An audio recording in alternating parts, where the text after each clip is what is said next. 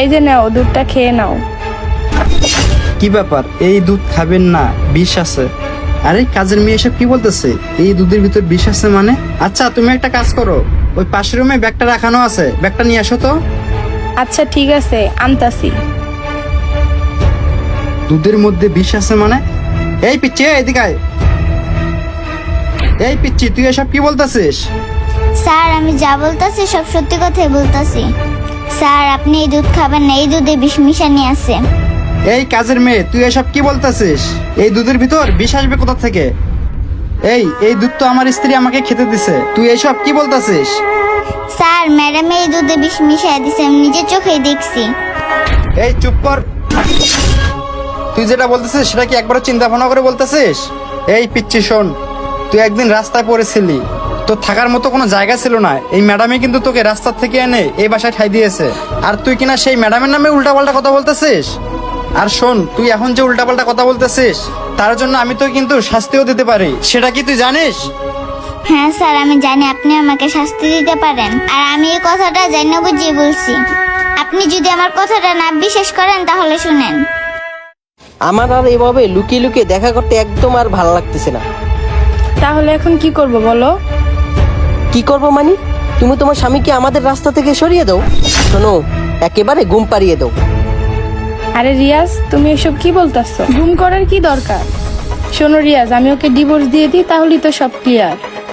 আরে বোকা, তুমি যদি ওকে ডিভোর্স দিয়ে দাও তাহলে কি তুমি তার সম্পত্তি পাবে?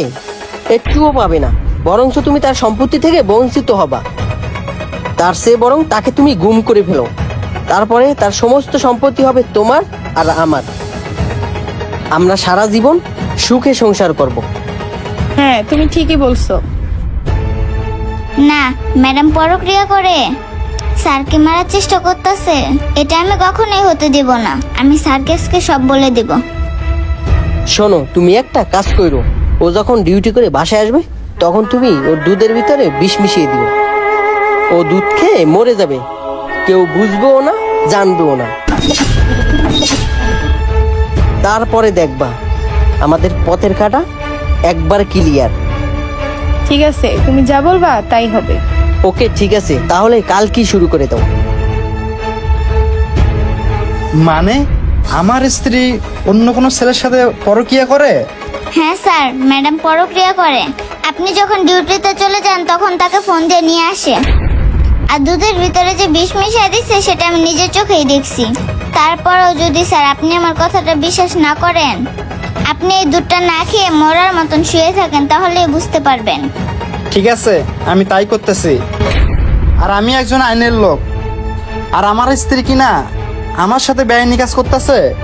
শোন, তুই একটা কাজ কর, তুই তাড়াতাড়ি এই গ্লাসটা খালি করে এনে আমাকে দে। ঠিক আছে স্যার। না, আমি তো কিছুতেই মানতে পারতেছি না। আমার স্ত্রী হয়ে আমাকে মেরে ফেলার পরিকল্পনা করছে। যেভাবে হোক আজকে ওদের দুজনকে আমাকে হাতে নাতে ধরতেই হবে। ঠিক আছে, তুই তাহলে যা। ঠিক আছে স্যার। এখন এই গ্লাসটা টেবিলের উপর রেখে মরার মতো শুয়ে থাকি। জীবন, জীবন, এই যে তোমার ব্যাগ।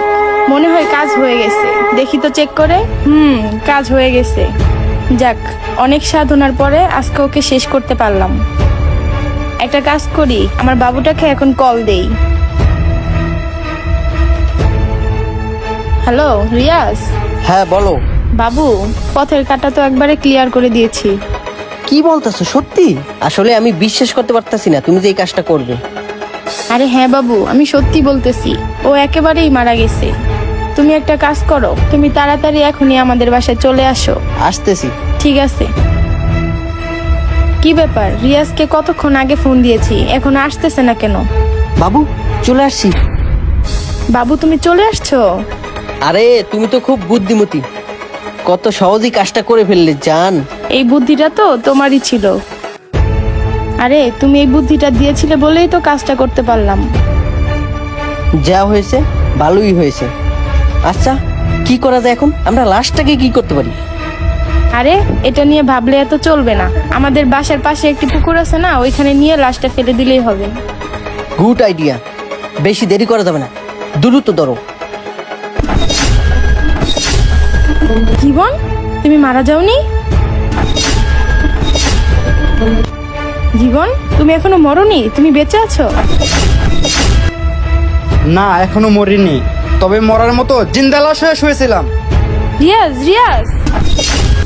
আরে ওই খারাপ হইতাছি। এই শোন, তুই যাকে রিয়াজ রিয়াজ করে রাখতেছিস না, তোমার ওই নাগর আর কখনোই আসবে না। এই তুই কি ভাবছিস তুই এই দুধের মধ্যে বিষ মিশিয়ে আমাকে মেরে ফেলবি? না মানে জীবন, তুমি এসব কি বলতেছো? আমি কেন তোমাকে মেরে ফেলতে চাইবো? ও আচ্ছা, তাই এখন ভালো সাজার নাটক শুরু করে দিয়েছো। আর তুই জানতে চাস তুই কেন আমাকে মেরে ফেলার চেষ্টা করছিলি? তাহলে শোন, এই এদিকে আয়। জি স্যার। এই তুই যা যা দেখছস এবং শুনছস সবই বল।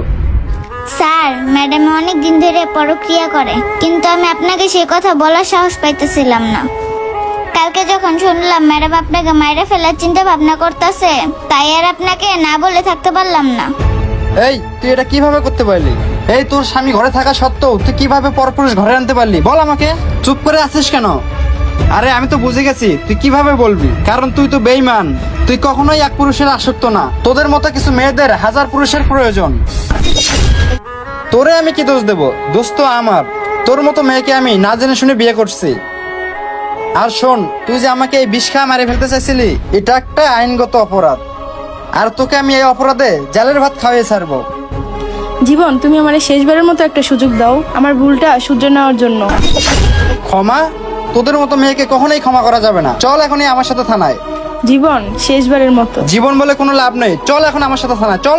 আসসালামু আলাইকুম বন্ধুরা, আমাদের ভিডিওটি ভালো লাগলে অবশ্যই লাইক কমেন্ট শেয়ার করে সকলকে দেখার সুযোগ করে দেবেন। ধন্যবাদ সবাইকে।